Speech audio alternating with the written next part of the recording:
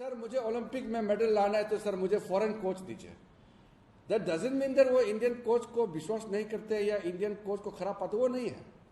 But somehow the athlete has that information and understanding that Indian coaches are good, but that edge where he can be there at the top or at the bracket of the medal winning prospect can come from the best coach, and that can come from a foreign coach. कोई European, कोई American, कोई Korean. तो this is not because we are lacking in terms of capacity, capability, or our talents. It's not that. It's because the prevalent situation is such that even athlete starts thinking that to get to the best, because athlete's life is small. Now, athlete will not think in terms of Atmanirbhar Bharat. He will think in terms of winning a medal. A girl athlete will say that भाई मेरा तो शादी हो जाएगा कुछ साल के बाद में, अब देश को आगे तो बढ़ाना है, लेकिन मुझे तो मेडल जीतना है.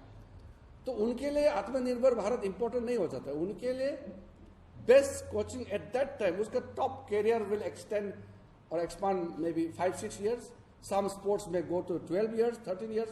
Some sports like athletics, it spans very short because you have to be at the best of your health condition. So these are larger things. Now there are things from coaches' outlook, like Gopichand had rightly mentioned about how a coach, how a professional coach like Gopichand feels what should be done.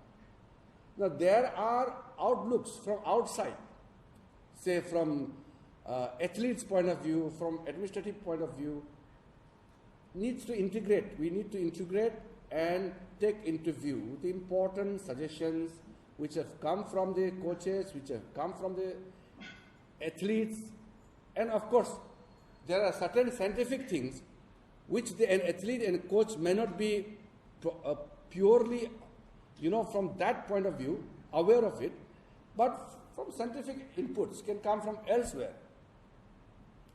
So we need to integrate the thinking of all the stakeholders into this. It's very important to understand what I think is not important. What is correct is important. What the sports minister feels is not important. As a sports minister, I have to support what is required and what is being demanded, what is being suggested, what is the call of the time. Now, you are the people who are to put this forward, and government has to be responsive to whatever is required. If we go and put more effort with this kind of team and this kind of mindset, I think the goal of putting India into the top 10 of the Olympic medal tally will be accomplished. There will be no difficulties in reaching there. And people like Gopichand, there are many, many important, and those Dronacharya awardees, they are the fulcrum of the whole effort.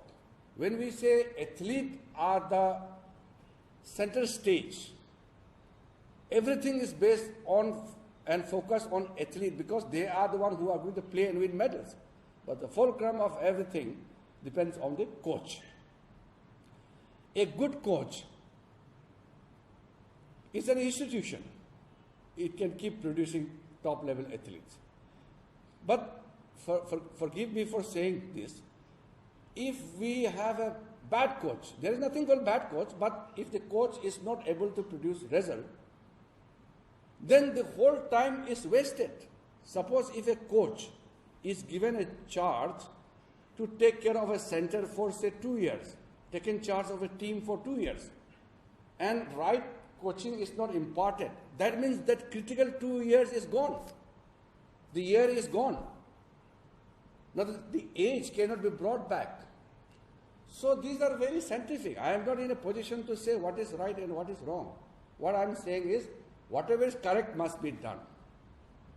We are in a very, very critical stage where every country is putting all efforts, even the smallest of the nations, are identifying the sports of their choice, of their potential, and targeting Olympic and international sports competitions.